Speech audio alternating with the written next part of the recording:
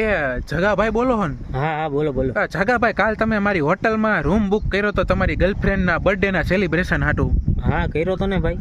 અને ટૂંકમાં આખી રાતે તમે રોકાણા હતા. હા હા રોકાણા હતા, બર્થડે હતો ને મારી ગર્લફ્રેન્ડ. ડેકોરેશન તો સારું હતું ને? અરે ભાઈ ધન્યવાદ તમને કેવું પડે યાર, કાઈ નો ઘટે સાચી હવા ભાઈ. અને પછી અમે જે તમારો ટૂંકમાં મેં ડિલક્સ નો રૂમ આખો સેટ કરી દીધો તો સેલિબ્રેશન હતું, તો એની સેટીમાં કાંઈ તોડફોડ? ના કાંઈ નહીં ભાઈ, સેટી હાઈ ક્લાસ હતી, કમ્ફર્ટેબલ આમ રહ્યા અમે, કાંઈ એટલે કાંઈ પ્રોબ્લેમ આવ્યો નથી તમને. મને અત્યારે થોડોક ને ડાઉટ હતો કે તમારી સેટી તો હાજી છે ને? અરે ના કાંઈ ઉપાધિ જેવું નહોતું. કા શું થયું બોલો ને. પણ અરે તમે ટૂંકમાં જેથી બુકિંગ કરાવ્યું ને 4 દી પહેલા, હા મારો ભાઈ કહેતો હતો કે ઈ સેટીની હે ને 2 ખીલી નબળી હતી થોડી.